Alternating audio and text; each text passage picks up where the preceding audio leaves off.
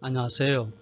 아하신약에서 통독 길라잡이 11강 바울의 재판과 로마 여정 가운데 여섯 번째 에베소서 길라잡이 시작하겠습니다. 11강은 모두 7개로 나눠져서 진행이 되는데요. 오늘은 여섯 번째 에베소서 길라잡이를 다루도록 하겠습니다. 바울 서신 가운데 옥중서신 그 가운데 에베소서를 이야기하겠습니다. 기록자는 바울이죠. 1장 1절에 보면 하나님의 뜻으로 말미암아 그리스도 예수의 사도된 바울은 에베소에 있는 성도들과 그리스도 예수 안에 있는 신실한 자들에게 편지하노니 해서 바울이 직접 에베소서를 기록하고 있다고 얘기하고 있습니다.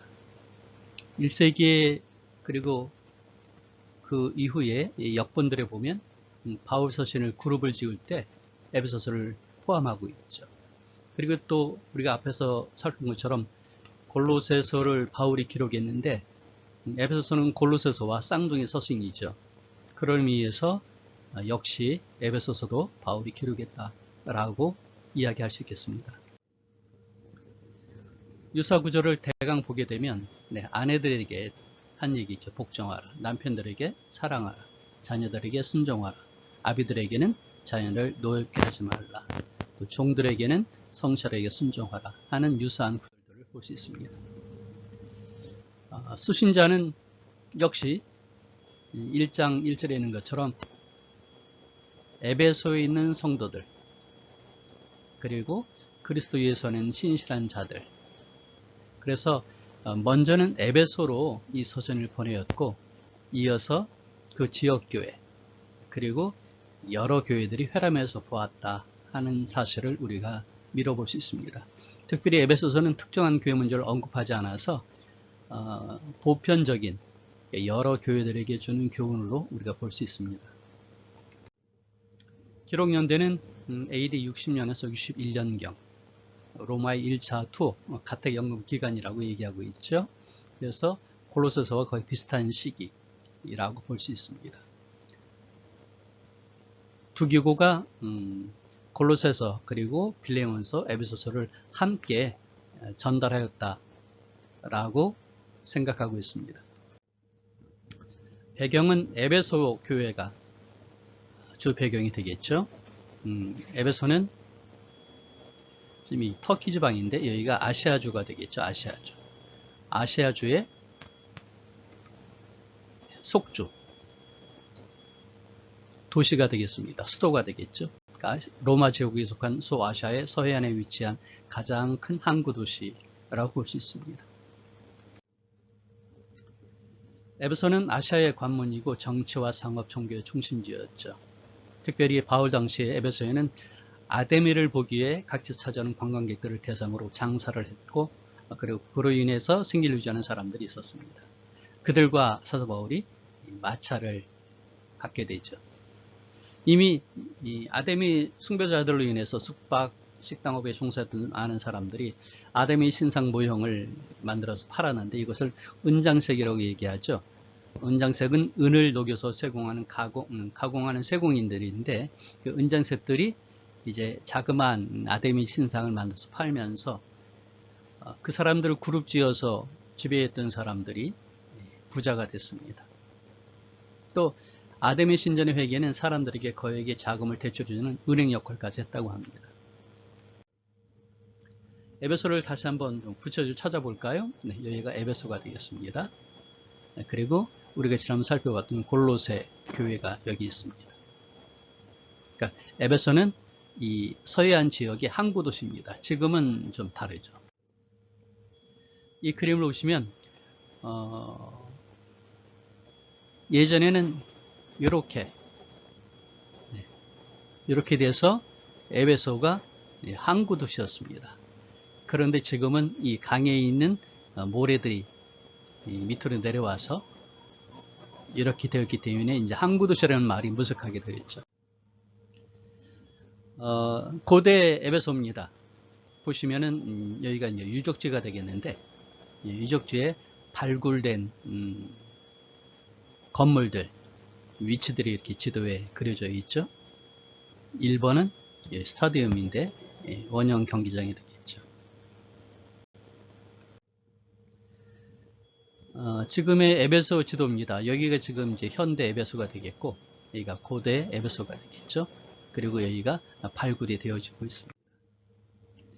이것을 모형으로 이렇게 만들어 보면 이렇게 될 수 있죠. 보시면 여기가 이 항구의 입구가 되겠죠. 그 다음에 이것은 원형 극장이 되겠습니다. 나중에 지도를 보시고 하나하나 찾아보시면 좋겠고요. 제가 그 중에 대표적인 몇 가지만 골라서 사진으로 보여드리겠습니다. 에베소 유적 발굴은 1859년부터 74년 사이 영국의 JT 워드에서 시작되었습니다. 그리고 영국의 대형 박물관 후원을 받아서 원형 대극장 그리고 오데온을 발굴했는데, 이 원형 대극장은 커다란 극장이고 오데온은 자그마한 극장입니다. 그리고 이어서 아데미 신전이 발굴되었고요.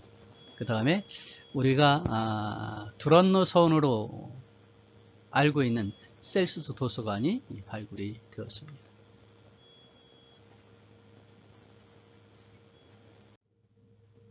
오데온 극장입니다. 극장으로 말씀드릴 것처럼 원형 극장이 되겠죠. 그런데 규모는 작습니다.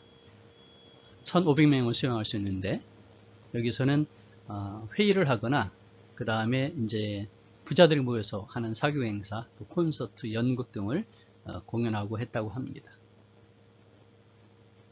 두 개 층으로 이루어졌죠. 1층 구역과 2층 구역.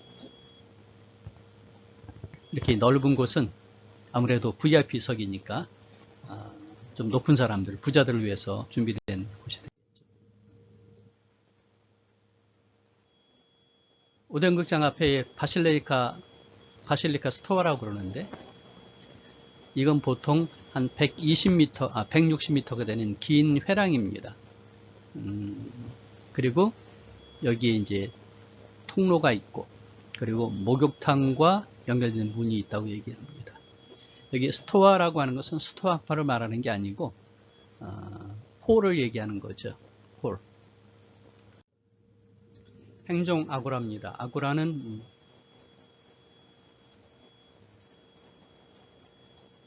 모이는 곳이라는 뜻이고, 고대 그리스 도시국가의 광장탄 곳인데요. 행정, 사법, 경제의 중심지가 되는 곳입니다. 그래서 시민들의 사교 모임을 갖거나 아니면 토론을 하게 되는 곳이죠. 그래서 극장, 공회당, 재단, 신전 등이 그 주변에 세워지게 됩니다.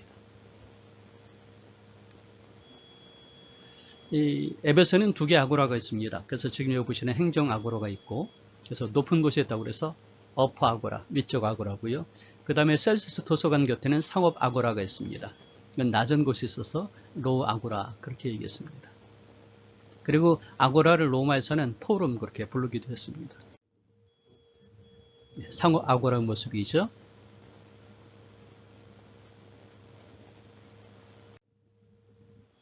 그리고 아고라를 지나게 되면 바리우스의 목욕탕이 있었습니다. 2세기경에 건축이 되었다고 그러는데, 보시면 길이가 40m가 되는 복도가 있었고요. 냉탕, 온탕, 열탕, 그리고 탈의시설이 있었다고 합니다. 이 정교하게 만들어진 아치형의 문도 있죠. 그리고 대리석으로 만들어졌습니다. 옆에는 공중 화장실이 있습니다. 라트리나 그렇게 말하는데, 여기서 볼일을 보게 되겠고, 옆에 흐르는 물에서 물을 가져다가 세척을 했습니다. 여기는 오픈된 곳이고 남자만 사용했습니다. 그리고 여기서 서로 마주보고 칸이 없으니까요, 담소를 나누는데 주로 정치적인 이야기, 철학적인 이야기를 나눴다고 얘기를 하죠. 주변에 테라스판들이 널려 있는데 거기에 낙서가 있었습니다. 보시는 것처럼 이것은 예수 크리스토스 테오 피오스 조테로라고 하는데, 그 뜻이 예수 그리스도 하나님 아들 구세주라는 것이죠. 여기에 그 첫 번째 단어들을 모아놓으면 익수스가 됐습니다. 이것은 바로 물고기를 말하죠. 그래서 초대교회 성도들이 이 신앙 고백하게 될 때 물고기를 그리기도 했었죠. 그리고 요거는 뭘까요? 이 그림은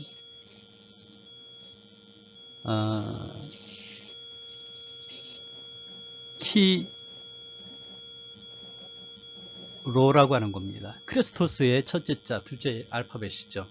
그래서 그리스도를 의미하죠. 그러니까 두 개의 그림이 합쳐지면 그리스도 예수, 그렇게 되겠습니다.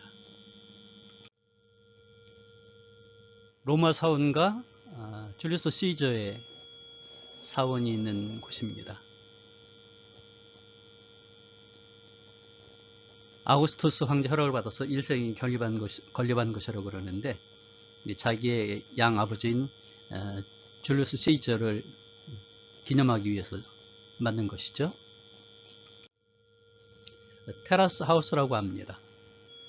집 모양을 가지고 있죠.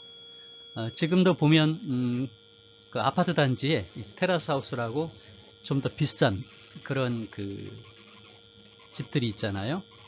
1세기에서 7세기에 사용되었다고 그러는데, 바닥은 모자이크가 그려진 그림이 있고요. 여기 그 다음에 벽은 프레스코화라고 장식되었다고 그러죠. 여기 무늬들이 화려합니다. 6채가 남아있다고 하죠.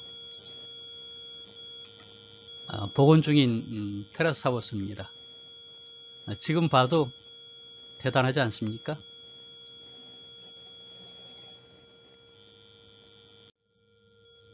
그리고 방향을 표시하는 발그림이 있습니다.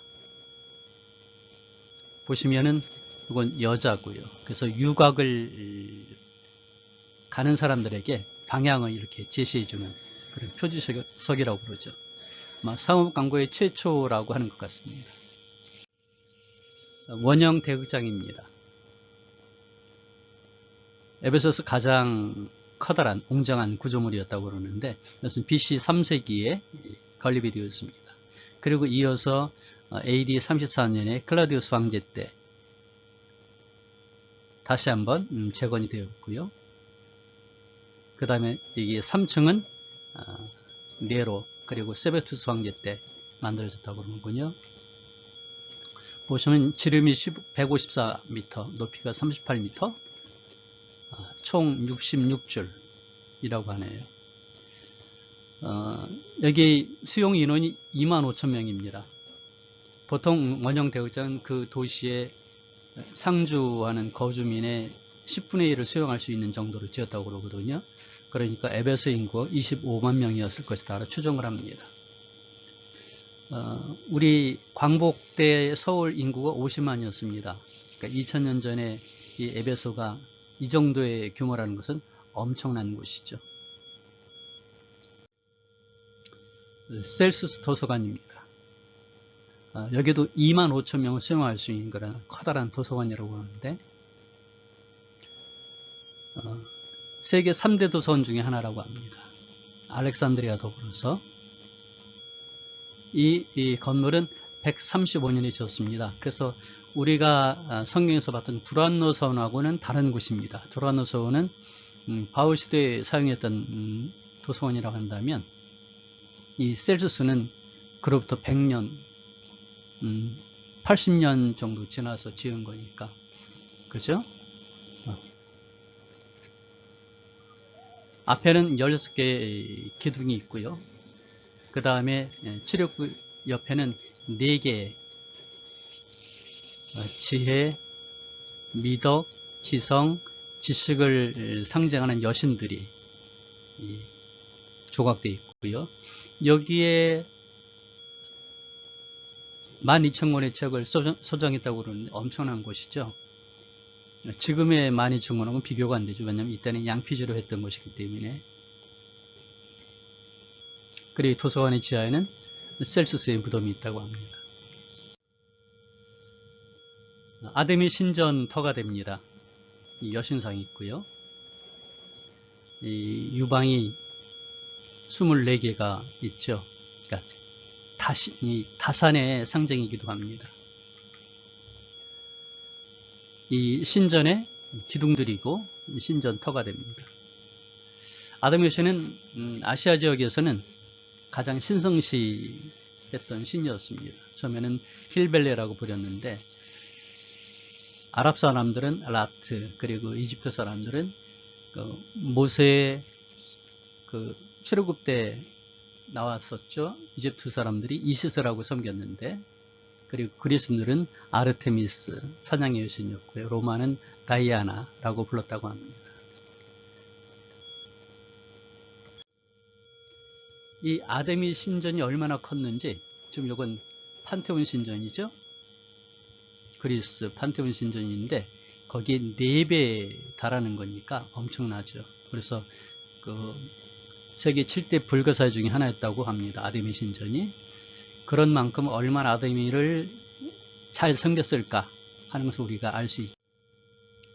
기록 목적은 3가지로 볼 수 있습니다.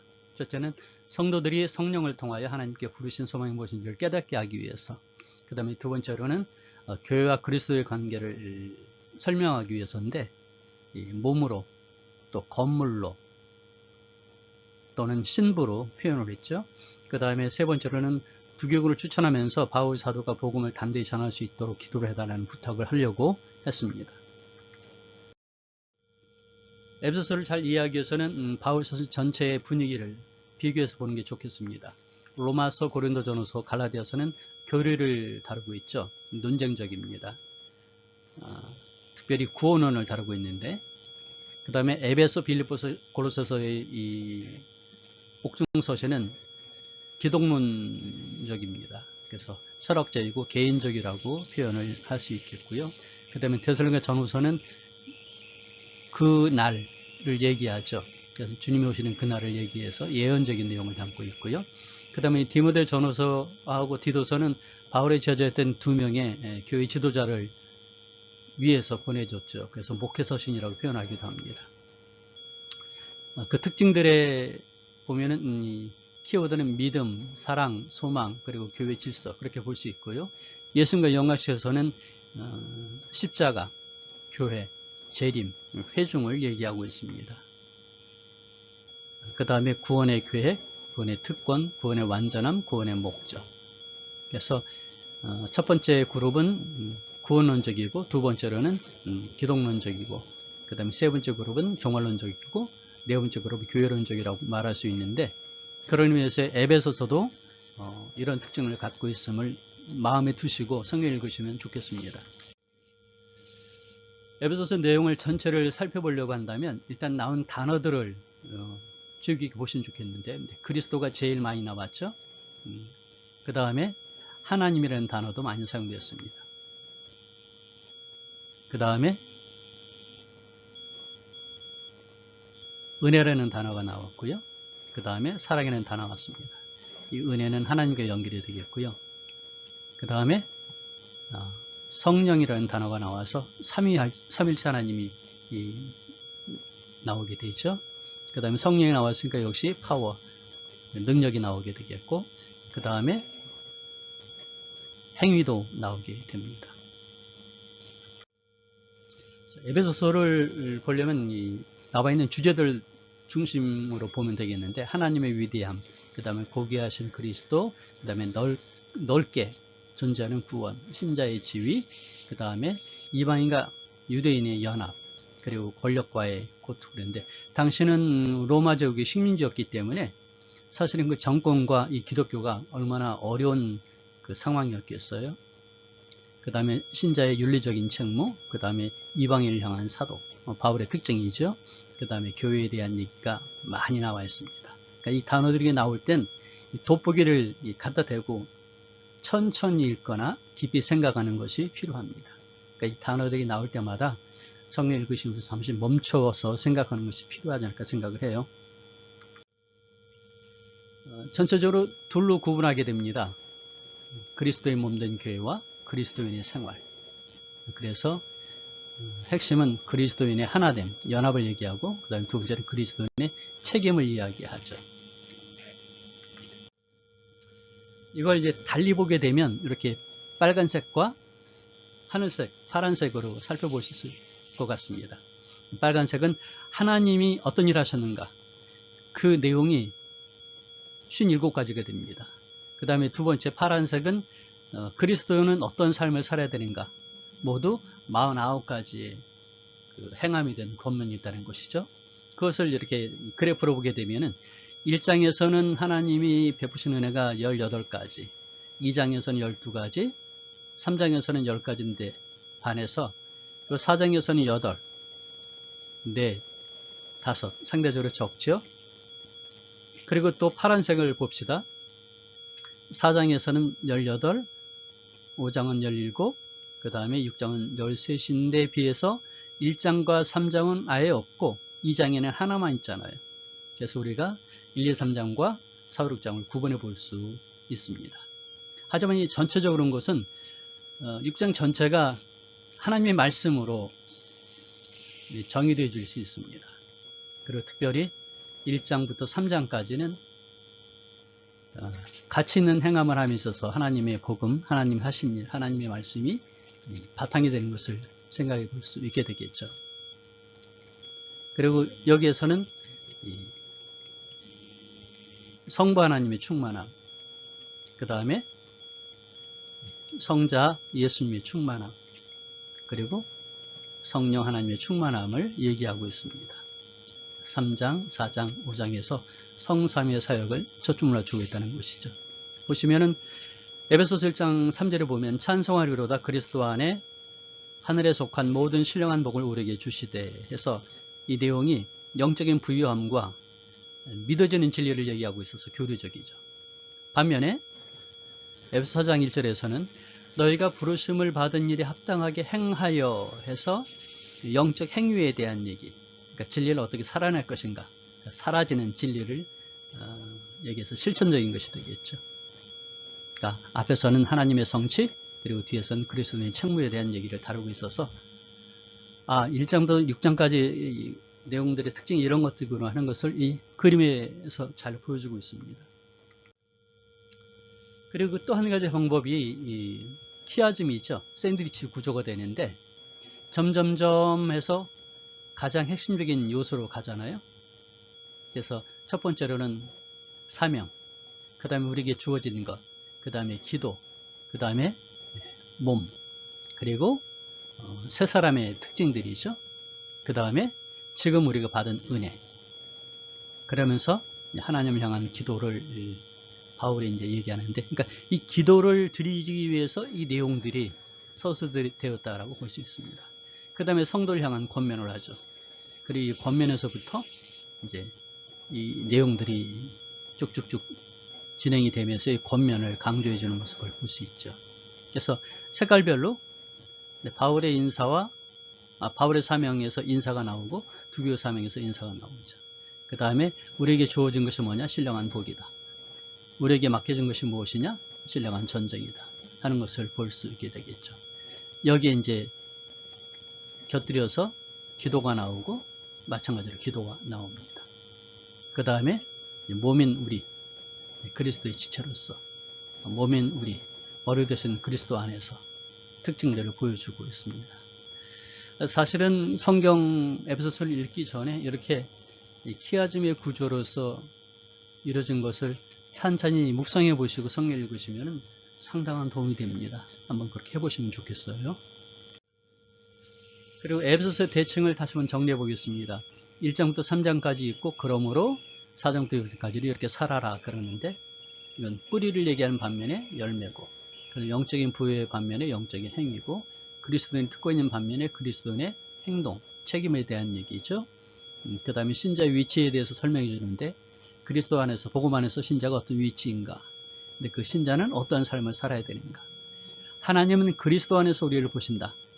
그런데 세상은 우리 안에 그리스도를 본다는 거죠. 그래서 어떤 분은 그런 얘기를 합니다. 그리스도인, 우리는 뭐냐 하면 예수 그리스도의 진열장이다, 쇼케이스다 하는 얘기를 하기도 하죠. 특권의 실천, 교류의 의무, 이렇게 대비되는 것을 먼저 한번 쭉 읽으시고 1장에서 3장, 4장에서 6장 읽으시면 상당한 도움이 됩니다. 그래서 1장에서 3장은 이런 내용들이구나 하는 걸 보시고, 그 다음에 4장, 6장까지는 이런 내용들이구나 하는 것을 미리 읽어보시고, 이 내용을 보시고 본문을 읽어 나가시면 큰 도움이 되십니다. 이건 그냥 재미로 한번 보시면 좋겠어요. 에베소서가 모두 6장으로 이루어져 있죠. 이 그림 안에서 설명이 되어집니다. 지금 이건 이제 새벽 기도인 것 같아요. 새벽 기도가 5시 시작하지만 어떤 교회는 5시 반이죠. 그리고 끝날 때가 6시입니다. 그러니까 새벽 기도는 6시에 끝나니까 에베소서는 6장에 끝난다. 그렇게 보시면 되겠죠. 자, 1번 강단입니다. 강단, 교회를 말하죠. 교회는 그리스도의 몸이다 라고 1장 20절에서 23절에 나와 있는데 1장이 주제가 되겠죠. 두 번째는 십자가입니다. 네, 십자가. 십자가는 뭐죠? 예수님을 표현하는데 십자가를 보아서 하나가 되는 겁니다. 그 다음에 3장에선 설교의 단인데 설교죠. 바울의 설교가 3장 1절부터 6절까지 나와 있습니다. 네. 4번은 성가대인데 성가대는 찬양을 하죠. 바로 새 생활, 성령 충만한 삶을 설명해 주고 있습니다. 4장에서. 그 다음에 5장의 맨 앞줄에는 두 사람이 있는데 부부죠. 헌금위원 부부입니다. 그 다음에 요 뒤에는 가족이 있죠. 자녀와 부모가 함께 예배를 드리거든요. 6장은 가정을 얘기하고 있습니다. 완벽하진 않지만 그래도 이런 내용이구나 하고 에베소서 1장부터 6장까지를 기억하시는데 이 연상법이 도움이 되시리라 생각해요. 그리고 본문 가운데 이 세 가지를 좀 살펴보도록 하겠습니다. 먼저 4장 11절에서 12절에 있는 말씀이 저에게 큰 도전이 됐습니다. 그가 어떤 사람은 사도로, 어떤 사람은 선지자로, 어떤 사람은 복음 전하는 자로, 어떤 사람은 목사와 교사로 삼으셨으니 이는 성도를 온전하게 하여 봉사일을 하게 하며 그리스도의 몸을 세우려 하심이라. 하나님께서는 교회를 세우시기 위해서 5가지 직분을 세우셨는데 이 5가지 직분에 헬러 원문에서 보면요, 사도가 있고 거기에 앞에는 관사가 있습니다. 영어에서는 어나 더가 사용되어지는데 복수 투스가 나와가지고 이렇게 이걸 꾸며주고 있거든요. 근데 이렇게 꾸며주는데 여긴 좀 독특해요. 두 개가 함께 묶여져 있습니다. 바로 목사와 교사가 되는 거죠. 목사와 교사. 그래서 어떤 분들은 구태여 의미 없다라고 설명하기도 하지만 저는 교회학교 교사이기 때문에 관심을 갖습니다. 그래서 이 교사인 사람은 목사여야 된다 한다는 얘기죠. 우리에서 말하는 이 목사는 우리가 사용하는 목사라는 의미이기도 하지만 정확한 의미는 목자입니다. 목자. 그래서 교사는 목자다. 그래서 저는 이렇게 목사와 교사라는 타이틀을 적게 되는데 교사는 어떤 사람일까 하면 유모 아비처럼 학생들을 지도해야 된다 하는 것이죠. 아비는 뭘 하죠? 데살로니가전서 2장 제가 한번 소개를 했었죠. 아비는 교훈하고 상담도 하고 훈련한다. 그리고 이어서 그걸로 끝나는 게 아니라 모성적인 리더십이죠. 유모처럼 이 5가지는 사랑의 기술인데 사랑을 한다. 그래서 교회학교에서 교사가 제대로 된 교육을 하려고 한다면 유모처럼 그리고 아비처럼 해야 한다는 것이죠.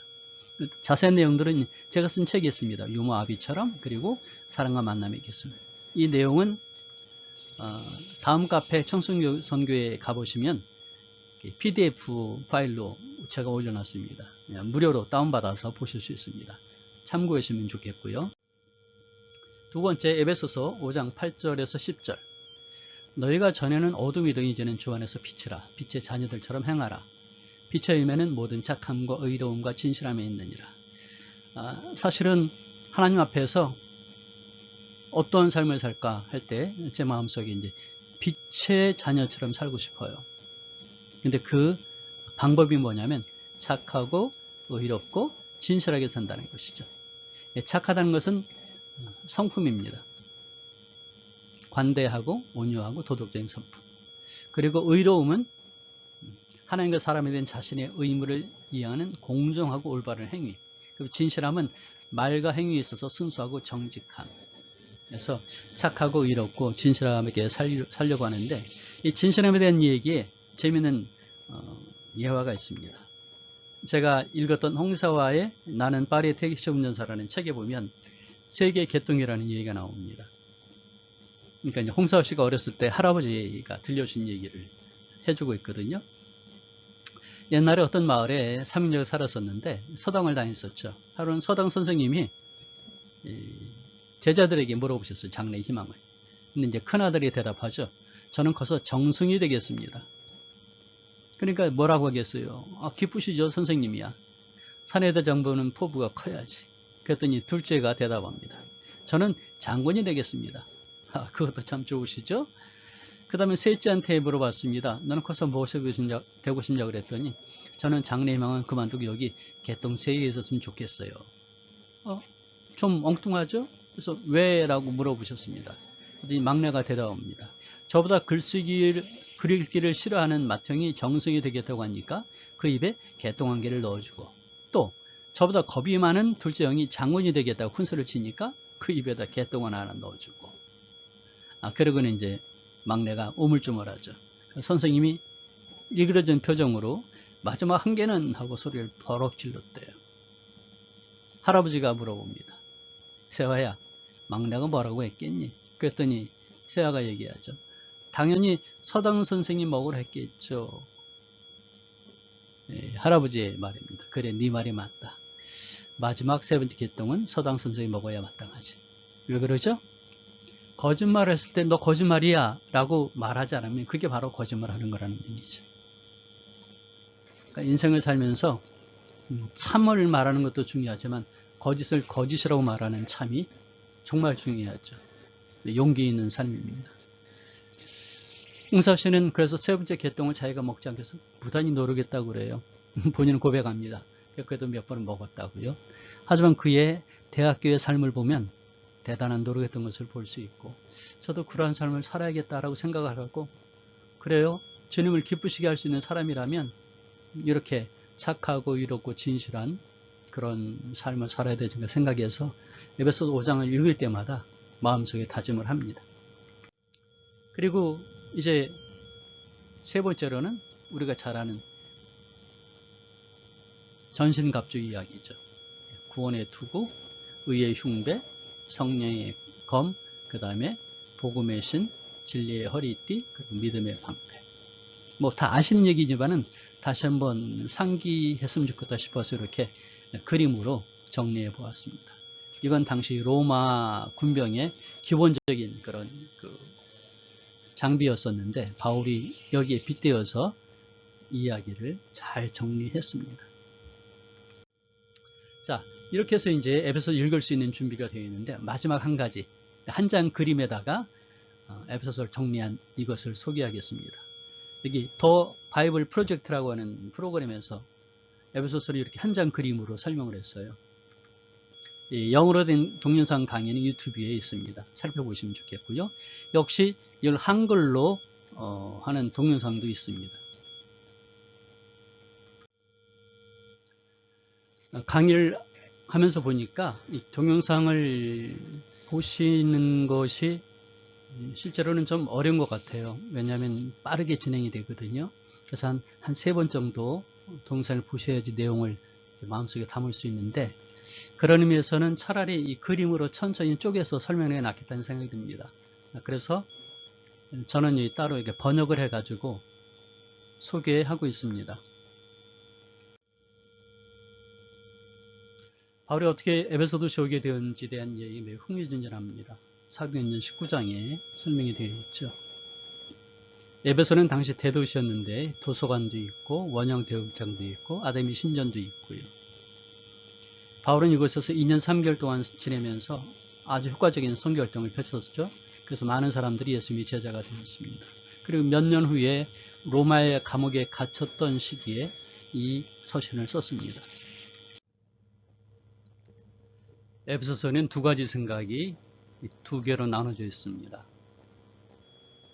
복음 이야기, 그 다음에 우리 이야기. 전반부에서는 복음의 이야기, 즉 어떻게 모든 역사가 그리스도 오심과 그분의 제자로 이루어진 이 다민족 공동체를 통해 정점이 이루는지를 살펴봅니다. 그리고 나서 후반부는 그러므로 라는 단어를 이용해서 전반부와 연결되고 복음 이야기 어떻게 우리의 삶의 모든 부분에 영향을 미쳐야 하는지 살펴봅니다. 우리 각자의 이웃 공동체 그리고 우리 가정 안에서 어떻게 살아야 하는지 말이죠.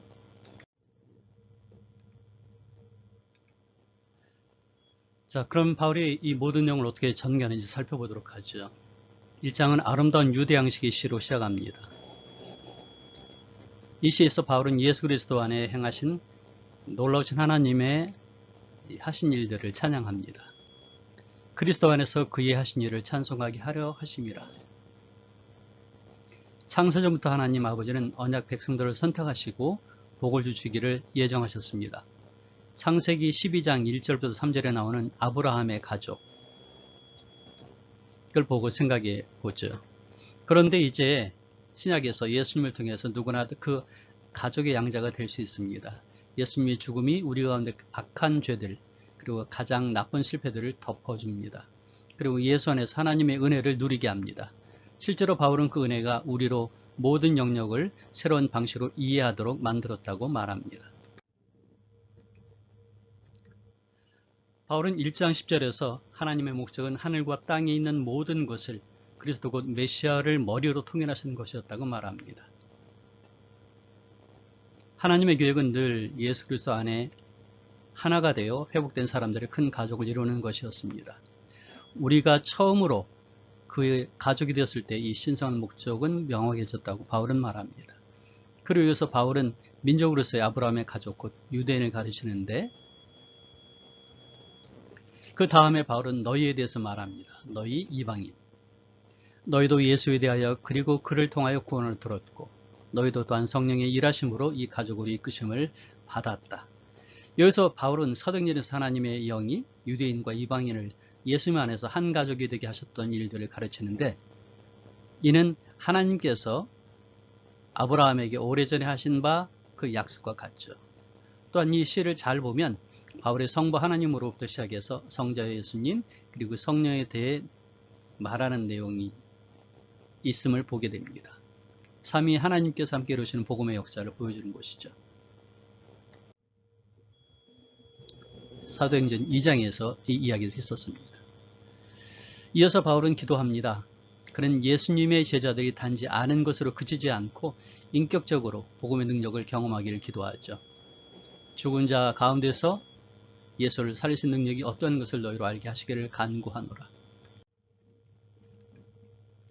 이제 2장에서 바울은 1장의 시에서 다루었던 핵심 개념, 하나님의 은혜와 예수님의 새로운 다민족 가족에 대해서 얘기를 합니다. 그는 먼저 이방인 그리스도인들이 어떻게 예수님을 알게 되었는지 또 다시 이야기함으로 시작합니다. 예수님에 대하여 듣기 전에는 그들은 육체적으로 살아서나 영적으로 죽은 상태였습니다. 그들은 이기심과 죄에 덫혀가서 목적 없는 삶을 살며 어둡고 악한 영적인 세력들에 속해 있었죠. 그러나 놀랍게도 하나님께서 그의 위대한 사랑과 자비로 그들을 구원하셨습니다.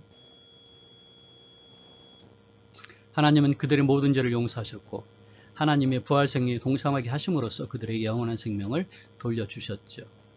그래서 이제 예수님을 통해서 새로운 사람으로 지어진 그들은 새로운 부르심과 목적 그리고 하나님께서 그들에게 보내신 사명을 발견하는 기쁨을 얻었습니다.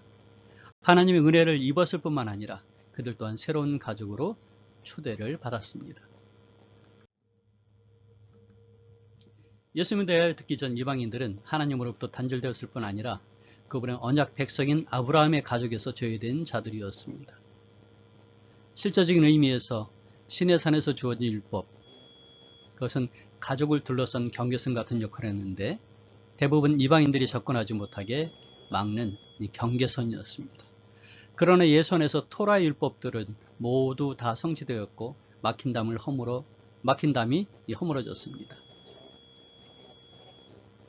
바울에 따르면 이 두 민족 그룹이 화평하게 되어 함께 사는 세 사람이 되었습니다. 이어 3장에서 바울은 이 복된 소식을 이방인들에게 전하도록 부름받은 자신의 특별한 혜택에 감탄합니다.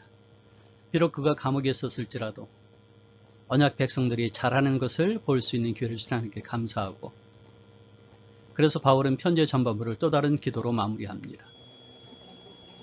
그의 성령으로 말미암아 강건하게 하시오며 그리스도의 사랑을 알기를 구하노라. 에베소서의 후반부를 시작하면서 바울은 이제 어조를 바꿉니다.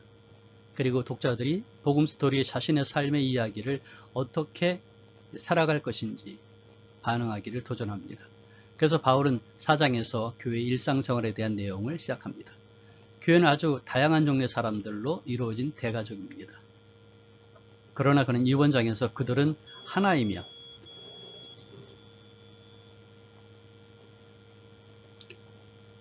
하나가 중심 키워드임을 강조합니다. 그들은 한 성령, 여기에 하나 된 몸입니다. 그들은 한 믿음으로 한 주님을 섬기고 한 세례를 받았으며 한 분 하나님을 믿게 됐습니다. 꽤 많은 하나가 나오죠. 그러나 바울은 하나가 획일화는 아니라고 말합니다. 하나가 획일화는 아니다. 그리고 그는 아주 많은 다양한 종류의 사람들이 어떻게 예수님의 세 가족이 구성되었는지 살펴보는데, 한 성령에 의해서 권능을 받고 각각 그들은 특별한 달란트를 사용하고 열정을 다해 섬기고 서로 사랑하며 교회를 세워나갑니다. 그러기 위해서 그는 두 개의 아주 멋진 비유를 사용하는데, 하나는 세워져 가는 교회를 새 성전으로, 그리고 두 번째, 그들 모두가 예수님을 머리로 하여 새 사람이 되어가는 모습을 비유로 이야기합니다. 이 세 사람은 바울이 다음 장들에서 계속 다루게 될 표현입니다. 바울은 모든 그리스도인들에게 자신의 옛사람을 마치 여러벌의 헌옷처럼 벗어버리고 회복된 하나님의 형상 안에서 자신의 새 사람을 입으라고 도전합니다. 그리고 긴 단락을 할애하여 옛사람과 새 사람을 길게 나열하고 비교해 다룹니다. 새 사람은 거짓 대신 진리를 말합니다. 분노를 품는 대신에 갈등을 평화롭게 해결합니다. 도둑질하는 대신에 구제하고요. 그리고 격려하고 용서하고 절제하고, 술 취하는 대신에 성령 충만합니다. 그리고 성령의 충만함은 어떻게 보이는지 네 가지 다른 방식들을 설명합니다. 처음 두 가지 방법은 노래하는 것인데 함께 찬양하는 것과 혼자서 찬송하는 것입니다. 바울이 그리스도인들의 삶에서 성령이 일하시는 방식에 관해 가장 먼저 생각한 것이 노래와 음악이라는 점은 참 흥미롭습니다. 세 번째로는 성령의 영향 가운데 있는 방법은 언제나 모든 것에 감사하는 것입니다. 그리고 네 번째로는 성령이 예수님의 제자들을 강권하여 자기 자신을 다른 사람보다 아래 두고 다른 사람을 자신보다 더 중히 여기고 높이는 것입니다.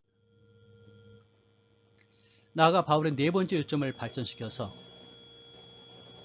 그리스도인의 결혼 생활에 어떻게 적용되는지 보여줍니다. 먼저 예수님을 따르는 아내는 남편을 존경하고 남편이 자신을 책임지는 것을 허용하도록 부름받습니다. 또한 남편은 아내를 사랑하고 자신의 책임을 다해 그 이기적인 동기를 내려놓고 자신보다 아내의 행복을 우선시하도록 부름받습니다. 바울은 이러한 결혼 생활의 복음 스토리를 다시 재현하는 것이라고 말합니다. 남편의 행동들은 예수님의 교회를 사랑하셔서 자신을 희생하신 것과 같으며, 아내의 행동은 교회가 예수님께서 자기를 사랑하시고 새롭게 하시도록 허용하는 것과 같습니다. 그리고 나서 바울은 같은 개념을 자녀들과 부모에게, 그리고 종과 주인의 관계에서도 동일하게 적용합니다. 바울은 서신서의 마지막 부분에서 그리스도인들이 직면한 악한 영들의 실제에 대해 상기시킵니다. 이들 영적 존재와 세력들은 예수님의 사람들이 하나가 되는 것을 저해하고 새 사람의 정체성을 손상시키려고 노력할 것입니다. 그래서 바울은 그들에게 굳게 서고 비유적으로 전신갑주를 입으라고 도전합니다. 그리고 그는 전신갑주를 매우 상세하게 묘사합니다. 바울은 전신갑주의 모든 부분들을 이사야서에서 인용한 것입니다. 이 이사야가 묘사한 메시아 왕을 연상시켜줘야 하는 것입니다. 따라서 이제 우리는 메시아를 따르는 자들답게 그분의 메시아의 속성을 취해야 합니다. 우리는 그리스도의 몸의 지체들이기 때문입니다. 사실 바울이 그리스도인들에게 하려고 하는 말은 인간관계 속에서 능동적으로 기도와 성경 말씀을 이용하는 습관을 기름으로써 예수님의 제자로 성장하고 성숙해 가는데 도움을 얻으라는 실천적인 조언이 아닐까 생각합니다. 이것이 바로 에베소서가 전하는 내용으로서 바울이 복음 이야기를 요약하고 그로 인해 우리 삶의 이야기 속 모든 영역이 어떻게 바뀌어야 하는지 권면하는 매우 강력한 말씀입니다. 강의에 도움된 자료들을 다음 카페 청소년교육선교에 올려놨습니다. 보시면은 아하 해설 통독 자료에 첫째는 데이빗 파슨의 에베소서 해설, 그리고 에베소서의 9가지 주제에 대한 해설, 그리고 에베소서 문학적 구조와 주요 신학사상. 이것은 강의에는 빠져 있지만 읽으시면 큰 도움이 될 겁니다. 그리고 에베소서 배경과 신학적인 의의. 그리고 역시 더 바이블 프로젝트의 에베소서 영어 동영상과 한글 강의 동영상 링크 시켜놨습니다. 그리고 오늘 강의했던 내용의 PPT를 PDF로 정리해서 올려놨습니다. 참고해 보시면 큰 도움이 되실 것입니다. 오늘 강의를 들으시고 혹시 자료를 구입하셔서 개인적으로 강의를 하시길 원하시거나 또는 제 강의를 필요로 하시면 연락을 주십시오. 문자를 주셔도 좋고요. 이메일도 좋고요. 그리고 이 귀한 사역에 함께 동참하시길 원하시는 분들은 물질로 함께 동참하셔서 이 사역을 마무리해도 좋겠습니다. 오늘 강의는 여기까지 하고요. 우리는 다음 강의 빌립보서 길라잡이에서 만나도록 하겠습니다. 함께 해주셔서 감사하고요. 다음에 뵙겠습니다. 샬롬.